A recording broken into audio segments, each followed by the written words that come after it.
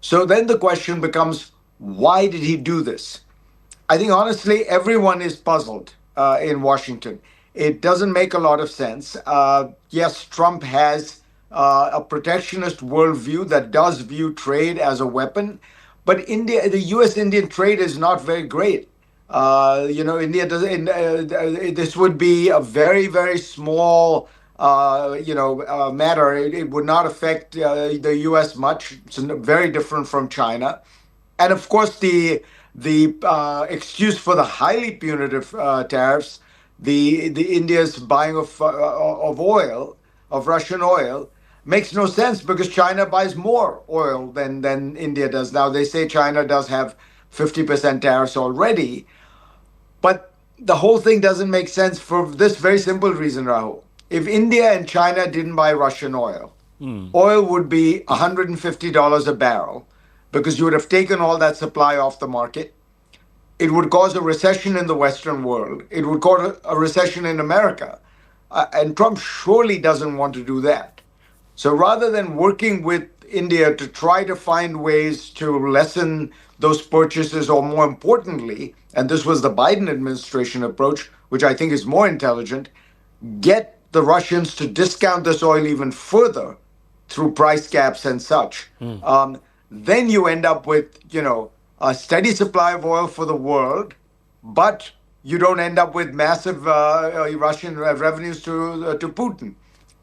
So the whole thing is puzzling. We can talk more about the reasons, but I first wanted to mark just what a dramatic shift in American foreign policy this is. In my opinion, a very negative one. Donald Trump has basically taken 25 years of bipartisan foreign policy Yeah. that saw India as an ally and tried to build relations with it, and thrown it out the window for reasons of either personal pique or some kind of personal interest of his that we are unsure about. No, I But what we actually, do know is it's very negative. it would be great if we explore that latter point that you're making, personal interests. Now, let's scratch this itch a little bit more. Could this be a favor to his campaign donors in the United States? Remember, he's targeting India for purchasing Russian oil.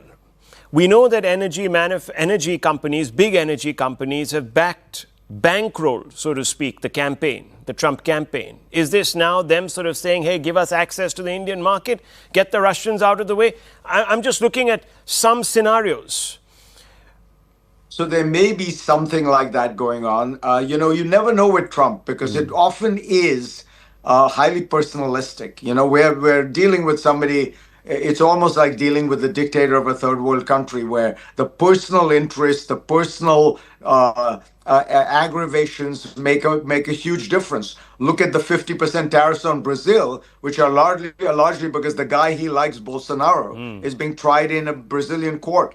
Now, the President Lula can't do anything about that because Brazil does actually have independent courts that are quite effective.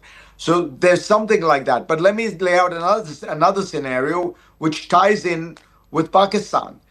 It is extraordinarily unusual for the President of the United States to grant a military dictator, the head of the Pakistani army, who's effectively a military dictator, a 2-hour meeting in the Oval Office. I cannot recall a previous occasion where that has happened. It happened with Musharraf, but remember, Musharraf was formerly the president of Pakistan. This man is not. The president doesn't normally meet with the head of the army of any country in the Oval Office. This guy got a 2-hour meeting.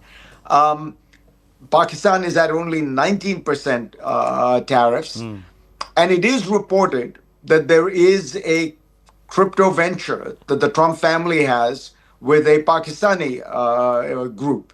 So is that part of it? Is, as you say, part of it the energy issue that you raised, which is also a possibility?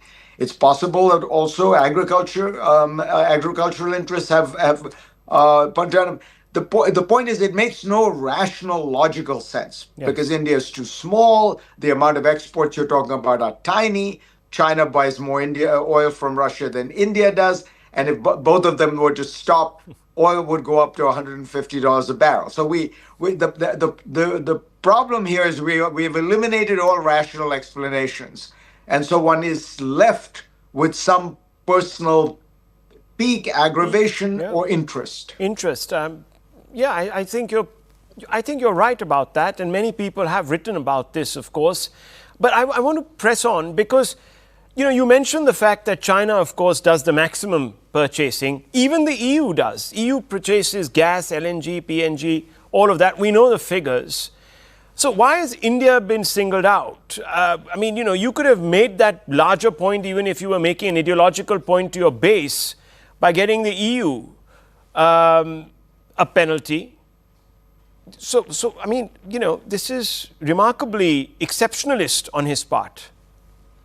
Well, and it's worth pointing out, and it's important that your viewers know this, that it wouldn't really work politically in general.